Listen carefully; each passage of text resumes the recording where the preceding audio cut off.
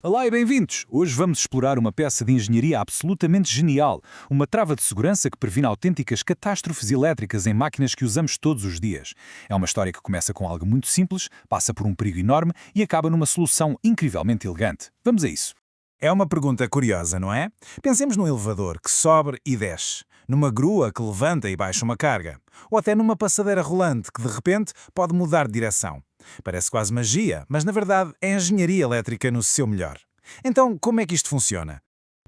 O herói por detrás de quase todos estes movimentos para a frente e para trás é o motor trifásico. É ele o músculo da operação.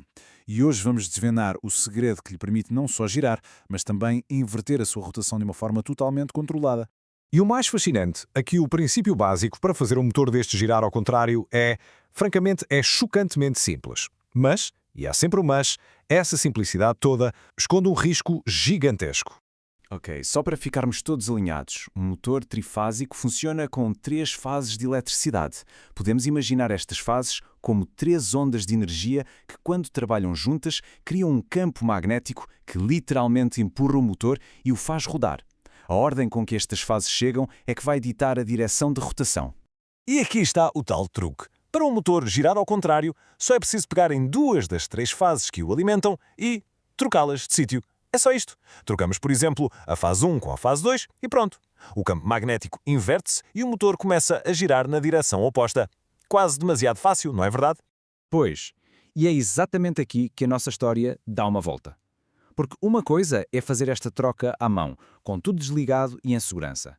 Outra coisa, completamente diferente, é tentar automatizar isto. É aí que a simplicidade se transforma num perigo muito, muito real. Para que esta inversão seja automática, o sistema usa 2 interruptores elétricos muito robustos, que se chamam contadores. Pensemos neles como 2 porteiros. Um abre a porta para o motor andar para a frente e o outro abre a porta para o motor andar para trás, já com as tais fases trocadas. A lógica parece impecável. O contador 1 fecha o circuito para a rotação normal, para a frente. O contador 2 fecha o circuito para a rotação inversa, para trás. 2 tarefas bem definidas, cada uma com o seu responsável. O que é que podia correr mal? Bem, esta é a pergunta de 1 milhão de euros. Vamos imaginar o pior cenário. Por causa de uma falha elétrica, de um problema mecânico ou até de um erro humano, é dada a ordem de avançar e recuar ao mesmo tempo. O que é que acontece nesse preciso instante? A resposta é uma catástrofe. O que temos é um curto-circuito bifásico. Na prática, estamos a ligar 2 fases da rede elétrica diretamente uma à outra.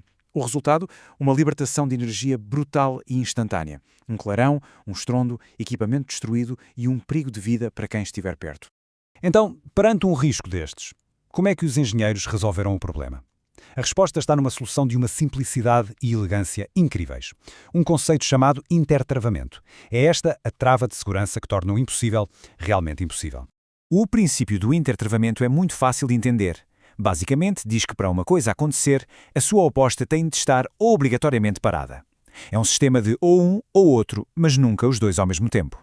Ora bem, e esta trava é implementada com 2 camadas de proteção. Primeiro, uma camada mecânica, uma peça física, uma espécie de alavanca que, se um contador está ativo, bloqueia fisicamente o outro. Depois, uma camada elétrica. O próprio circuito que dá energia ao contador de avançar passa primeiro por um contacto do contador de recuar. E esse contacto só deixa passar corrente se o de recuar estiver desligado. E claro, o mesmo acontece ao contrário. É uma dupla garantia de segurança. Para isto ficar bem claro, vamos pensar numa coisa que toda a gente já viu, nem que seja num filme. Uma linha de comboio com uma agulha para mudar de via. Temos um único troço de linha. Um comboio quer ir para a direita e outro quer vir pela mesma linha para a esquerda. Se os dois avançarem ao mesmo tempo, o resultado é um desastre, uma colisão frontal. Este é o nosso curto-circuito elétrico. Agora, o intertravamento é o sinaleiro que controla a agulha da via. Quando ele dá luz verde a um dos comboios, a agulha move-se e desvia fisicamente os carris, bloqueando o caminho do outro comboio. Não é um aviso, é uma barreira física. O segundo comboio, mesmo que o maquinista se distraia, não consegue entrar naquela linha. É fisicamente impossível. E é precisamente isto que o intertravamento mecânico e elétrico faz no nosso circuito. Ele garante que os 2 comandos opostos, os nossos 2 comboios, nunca consigam estar na linha ao mesmo tempo. A colisão elétrica é, assim, evitada. Então, qual é a grande lição que podemos tirar disto tudo? É que por trás de uma função que nos parece tão banal como inverter um motor, existe um raciocínio de segurança muito profundo e absolutamente essencial.